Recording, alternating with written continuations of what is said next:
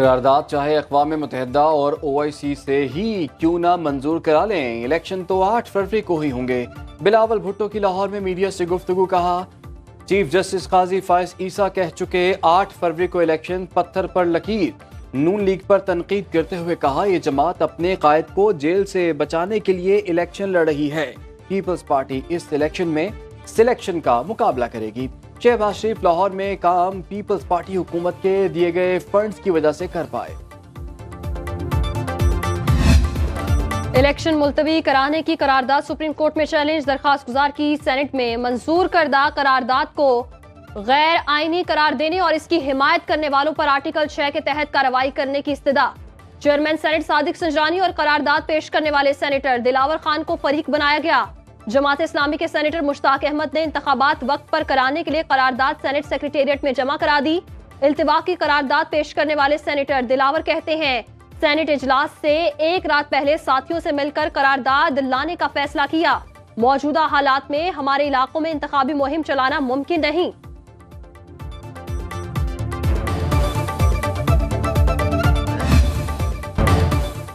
ہر صورت انتخابات چاہتے ہیں، چند سینیٹرز کے پاس کردہ قرارداد کی کوئی آئینی اور قانونی حیثیت نہیں۔ رہنما تحریک انصاف بیرسٹر گوہر کی میڈیا سے گفتگو، کہا سپریم کورٹ کہہ چکی انتخابات مقررہ وقت پر ہوں گے، پیر تک PTI کے امیدواروں کی ٹکٹوں کا اعلان کر دیں گے۔ بلے کے انتخابی نشان کی واپسی کے لیے تحریک انصاف نے سپریم کورٹ میں درخواست دائر کر دی، پیر کو سماعت کے لیے مقرر کرنے کی استدعا۔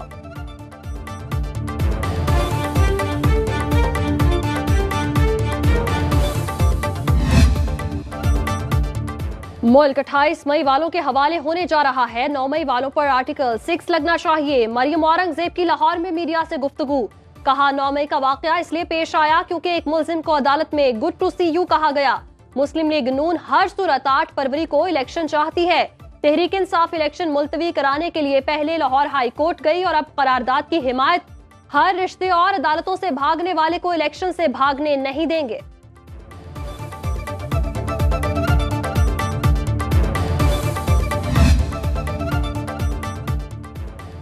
8 فروری کو فصلی بٹیروں کو شکست اور پیپلز پارٹی کو فتح حاصل ہوگی۔ آصف علی زرداری کی ملتان میں پارٹی رہنماؤں سے گفتگو، کہا بطور صدر پاکستان تمام اختیارات کو پارلیمنٹ کو دے کر عوامی راج کی بنیاد رکھی۔ ہمارا منشور مہنگائی اور بے روزگاری کا خاتمہ کر کے عوام کو خوشحال بنانا ہے۔ سابق صدر سے یوسف رضا گیلانی، حامد سعید کاظمی اور دیگر سیاسی رہنماؤں نے ملاقات کی۔ عام انتخابات اور جنوبی پنجاب کی سیاسی صورتحال پر تبادلہ خیال۔ پچھلے الیکشن میں ہوا میں ایسا آکسیجن چھوڑا گیا کہ ہم سو گئے، لیکن اس بار ایسا نہیں ہوگا۔ کسی کو RTS بٹھا کر الیکشن چھیننے کی اجازت نہیں دیں گے۔ نبیل گبول کی برعکس رانا مبشر کے ساتھ میں گفتگو، کہا عوام کی خواہش پر 10 سال بعد لیاری سے الیکشن لڑ رہا ہوں۔ اس بار ہوا کا رخ تبدیل ہو گیا اور آکسیجن کسی اور طرف چلی گئی۔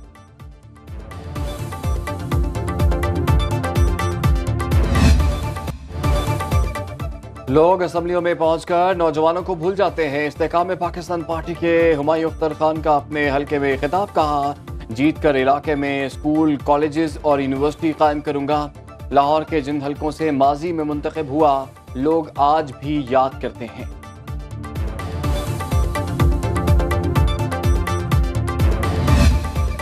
شہباز شریف اور مریم نواز کے کاغذات نامزدگی درست قرار۔ NA 122 لاہور سے بانی PTI کی کاغذات مسترد کرنے کے خلاف اپیل پر RO سے کل جواب طلب۔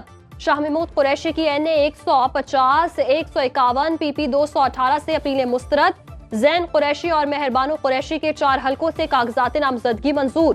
اسد قیصر کے کاغذات نامزدگی بھی درست قرار۔ تیمور سلیم جھگڑا اور شیر علی ارباب کو الیکشن لڑنے کی اجازت۔ کراچی کے حلقہ NA 241 سے خرم شیر زمان اور صدر عارف الوی کے بیٹے عواب الوی کی اپیلیں بھی منظور۔ NA 243 سے فہیم خان کے کاغذات بھی درست قرار۔ NA 245 سے PTI امیدوار عطا اللہ کی اپیل منظور۔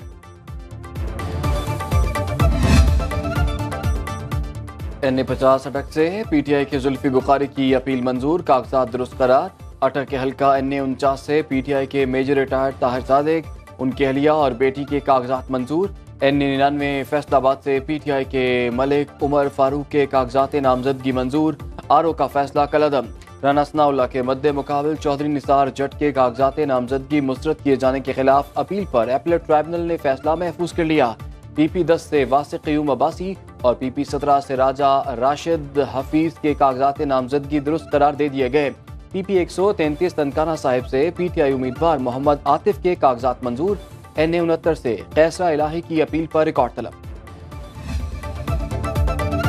الیکشن ٹریبیونل کوئٹہ نے سابق وزیر اعلیٰ جام کمال کے کاغذات نامزدگی منظور کیے جانے کے خلاف اپیلیں خارج کر دیں۔ نواب ثناءاللہ ظاہری اور سردار اختر مینگل کی اپیلوں کی سماعت 8 جنوری تک ملتوی۔ دونوں سابق وزراء علی نواب ثناءاللہ ظاہری اور سردار اختر مینگل پر اقامہ ہولڈر ہونے کے اعتراضات، ڈیرہ غازی خان سے زرتاج گل اور ان کے شوہر کے کاغذات منظور، مظفر گڑھ سے جمشید دستی کی اہلیہ کے کاغذات ٹریبیونل نے درست قرار دے دیے۔ فورٹ آباد سے پی ٹی آئی رہنما شوکت بسرا اور ان کی اہلیہ کے کاغذات ٹریبیونل نے مسترد کر دیے۔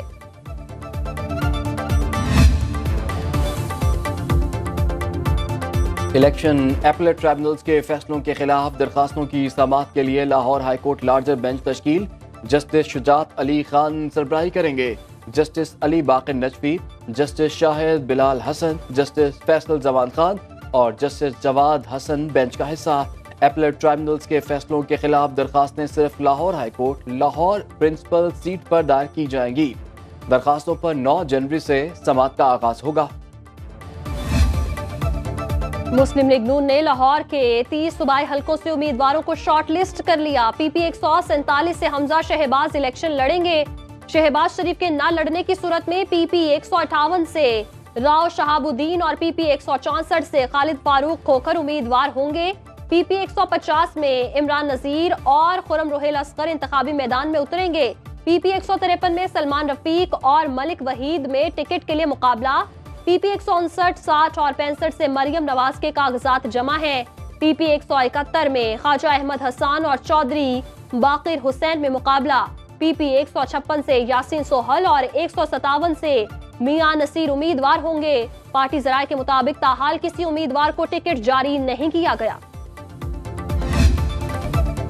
کیسز کی براہ راست سماعت سے عوام کو انصاف ہوتا دکھائی دے رہا ہے۔ اس سے عدلیہ پر عوام کا اعتماد بحال ہوگا۔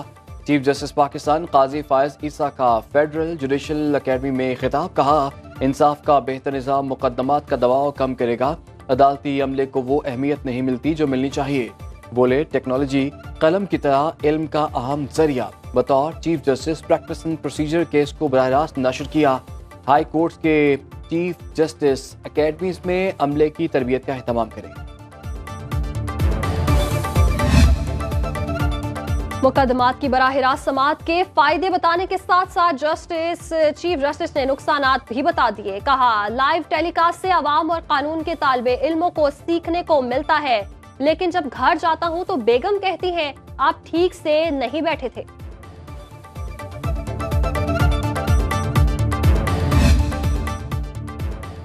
سپریم کورٹ میں بڑے کیسز سماعت کے لیے مقرر۔ آئندہ ہفتے کا روسٹر جاری۔ 5 بینچ تشکیل۔ پی ٹی آئی کی لیول پلینگ فیلڈ کی درخواست پر پیر کو سماعت ہوگی۔ چیف جسٹس قاضی فائز عیسیٰ کی سربراہی میں 3 رکنی بینچ کیس سنے گا۔ سابق وزیر اعظم ذوالفقار علی بھٹو ریفرنس کی سماعت بھی پیر کو مقرر۔ چیف جسٹس کی سربراہی میں 9 رکنی لارجر بینچ سماعت کرے گا۔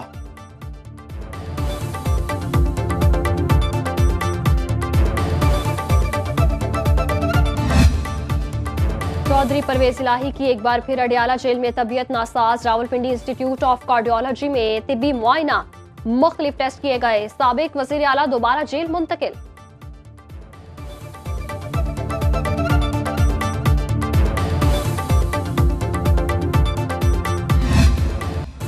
لیسکو حکام کا غیر اعلانیہ لوڈ شیڈنگ مکمل ختم کرنے کا دعویٰ۔ ترجمان کے مطابق کوٹے میں اضافے کے بعد غیر اعلانیہ لوڈ شیڈنگ نہیں کی جا رہی۔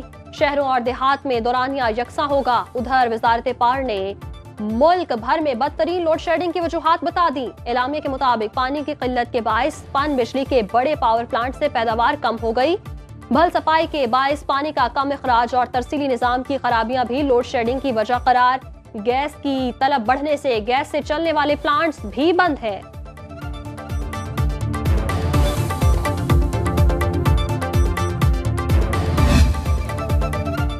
ملک بھر میں گیس بحران، گھروں میں چولہے ٹھنڈے پڑ گئے، پریشر میں کمی سے خواتین کو کھانا پکانے میں دشواری کا سامنا، صارفین مہنگی ایل پی جی خریدنے پر مجبور، گراں فروشوں نے کوئلے اور لکڑی کے دام بڑھا دیے، صارفین کا کہنا ہے کہ بل کئی گنا لیکن گیس پھر بھی نہیں ملتی، حکام سے نوٹس لینے کا مطالبہ۔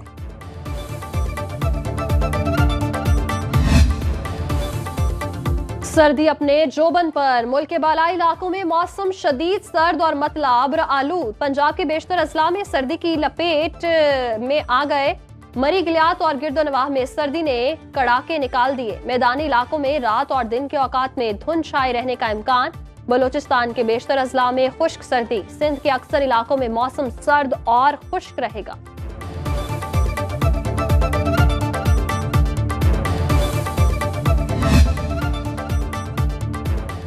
رات ہوتے ہی دھند نے راستے دھندلا دیے، M1 پشاور سے برہان اور M2 لاہور سے ہرن مینار تک بند، M3 پر فیض پور سے درخانہ تک گاڑیوں کا داخلہ بند، M4 کو عبدالحکیم سے پنڈی بھٹیاں تک ٹریفک کے لیے بند کر دیا گیا، M5 اقبال آباد سے روہڑی تک بند، لاہور سیالکوٹ موٹر وے پر بھی گاڑیوں کی انٹری ممنوع، ترجمان موٹر وے کی شہریوں کو غیر ضروری سفر سے گریز کی ہدایت۔